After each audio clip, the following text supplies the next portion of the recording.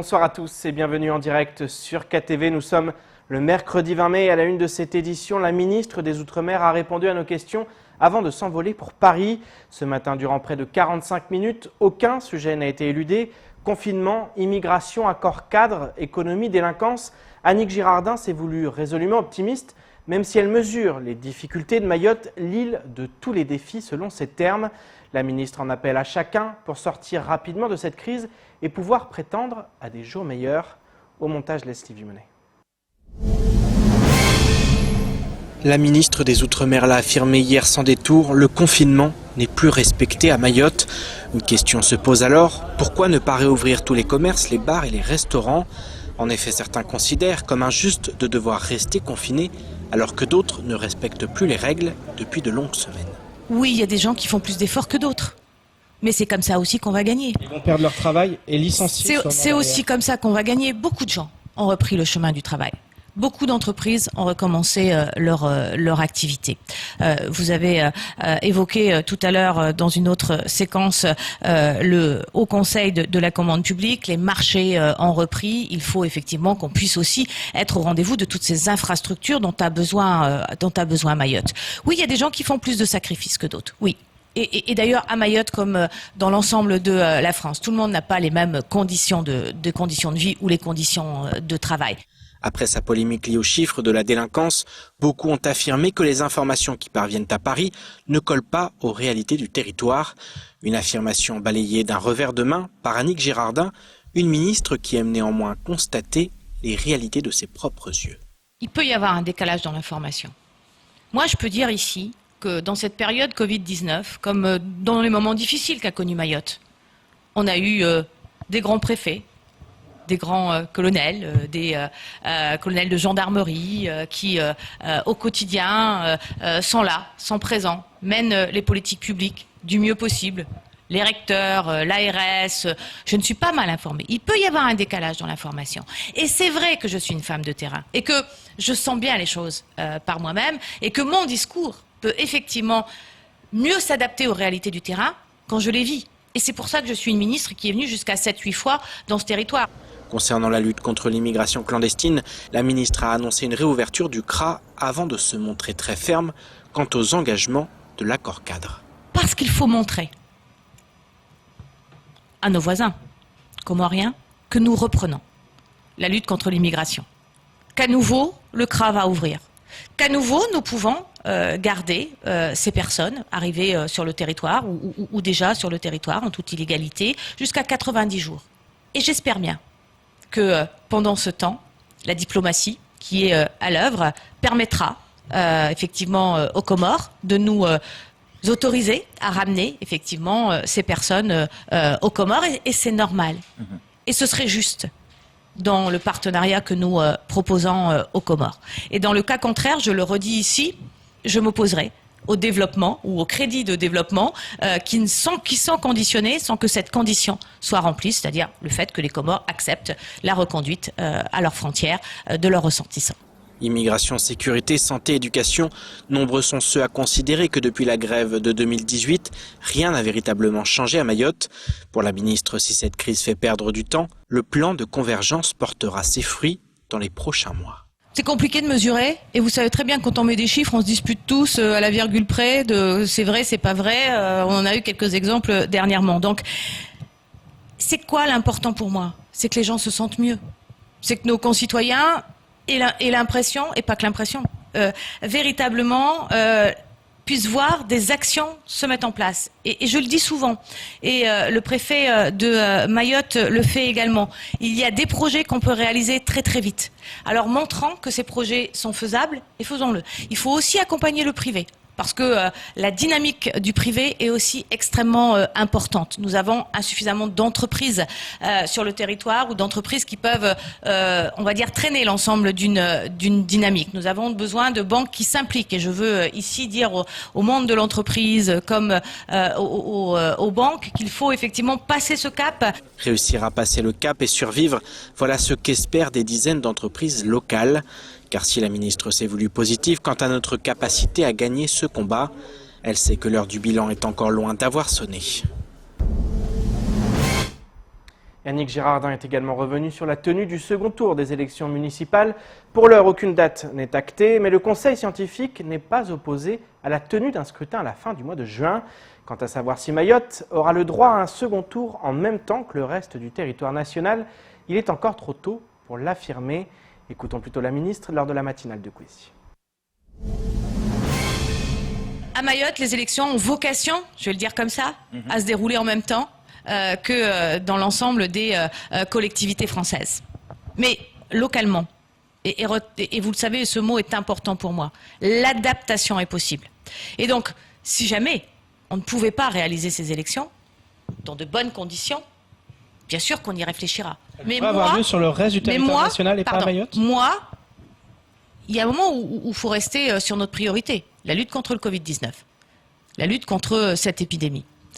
Moi, je préférerais, et je souhaite, que toutes les élections se fassent exactement en même temps dans tous les territoires ultramarins. Et d'ailleurs, je vous rappelle que quand on a reporté ce deuxième tour, à l'époque, les territoires ultramarins ne connaissaient pas la même gravité d'épidémie que pouvait connaître l'Hexagone. Et pourtant, nous avons suivi cette dynamique. Il était important que le cadre soit national. Nous faisions nation. Et il était important que, et d'ailleurs je le regrette absolument pas aujourd'hui, que nous puissions tous confiner ensemble, tous reporter les élections ensemble. Donc ici, à Mayotte, les élections devraient se dérouler à la même date qu'en métropole.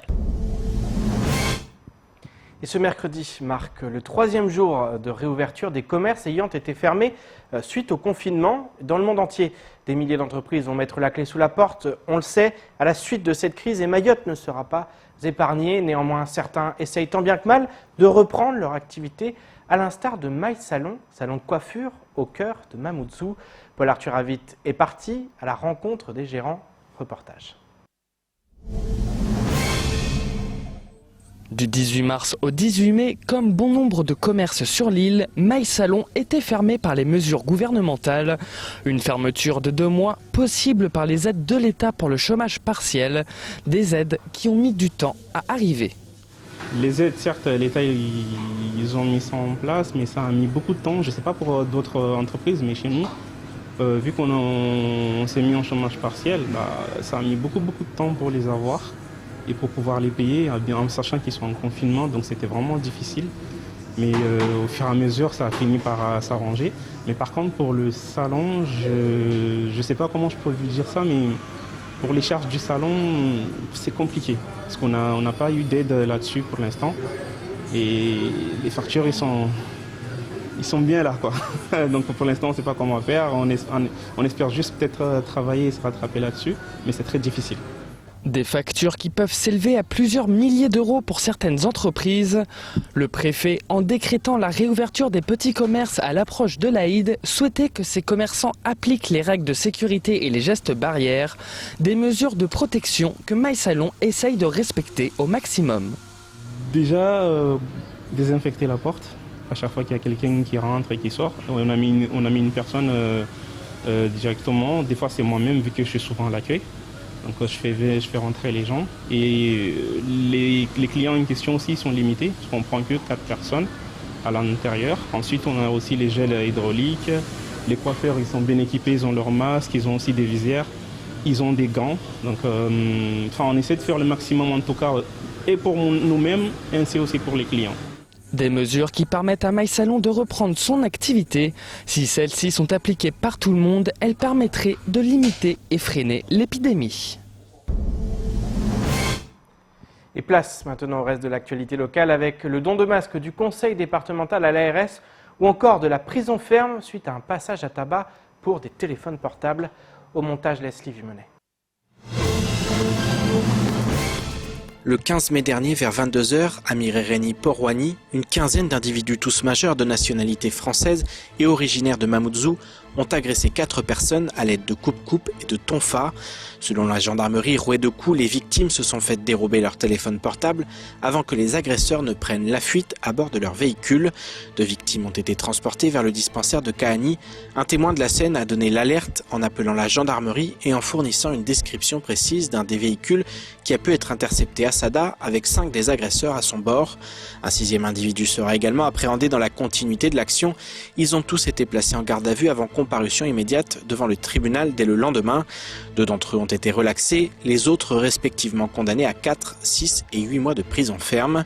La gendarmerie salue la participation active de la population qui s'est révélée essentielle pour l'arrestation des auteurs. Le président du conseil départemental Sobhadine Ibrahim Ramadani a accueilli hier la ministre des Outre-mer à l'aéroport de Pamandzi. Outre du fret et du matériel médical, l'avion présidentiel contenait les 850 000 masques médicaux commandés par le département, dont 600 000 ont été officiellement remis à l'agence régionale de santé ce matin, en présence d'Annick Girardin, de Dominique Voynet et du préfet Jean-François Colombet. Selon la collectivité, il s'agit d'un geste fort du département en direction des personnels soignants.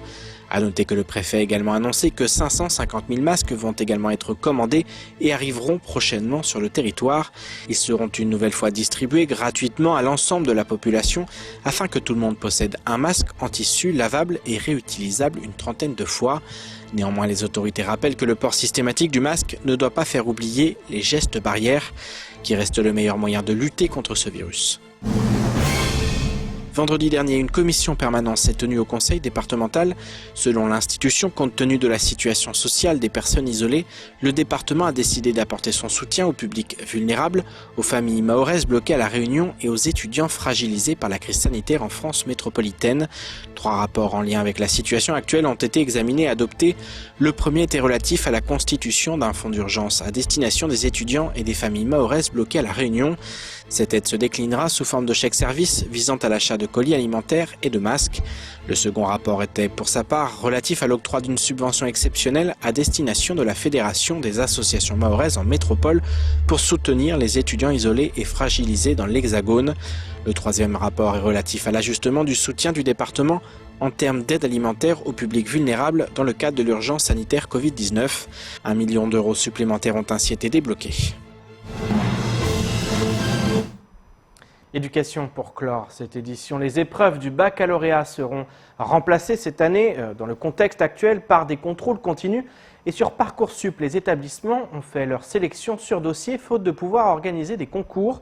Les premiers résultats viennent d'être publiés. Pour tous les futurs bacheliers du pays, ces propositions de formation représentent un énorme enjeu. Je vous propose de regarder ce sujet diffusé par nos confrères de TF1. Postés devant leur écran hier après-midi, ces 2 élèves de terminale attendent les premiers résultats de Parcoursup.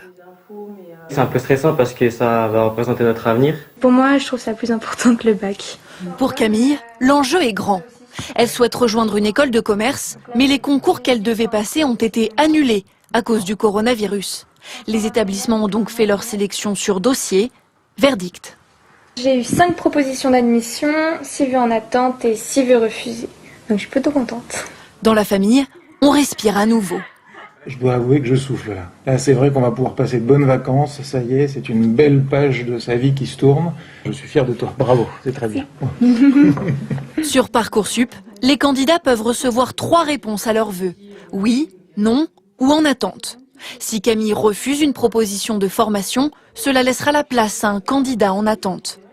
Chez Alan, qui se dirige vers le secteur du management, fin du suspense aussi. On voit directement les réponses des formations, donc 3 propositions d'admission, 1 vœu en attente, 3 vœux refusés. Soit tu es soulagé directement, soit tu n'es pas bien direct. Lui est soulagé. Comme tous les élèves de terminale, Alan ne passera aucune épreuve du bac. Il sera évalué en contrôle continu. Le fait de voir qu'il a quand même la moitié des vœux qui sont confirmés, c'est encourageant pour la suite. Même s'il y a un dernier trimestre qui est un peu chaotique, il a quand même bossé. La famille va désormais comparer les choix qui s'offrent à lui. C'est bien, t'as bien travaillé. Puis prendre une décision. Pour l'instant, la moitié des candidats seulement a reçu une ou plusieurs propositions, mais il reste encore du temps. Les réponses peuvent tomber jusqu'au 15 juillet. Et c'est ainsi que s'achève cette édition. Merci de nous rester fidèles sur KTV. Rendez-vous lundi dès 19h pour tout connaître de l'actualité locale. D'ici là, forcément, restez chez vous. Excellent week-end prolongé avec effectivement ce week-end de l'Ascension. Restez avec nous sur KTV.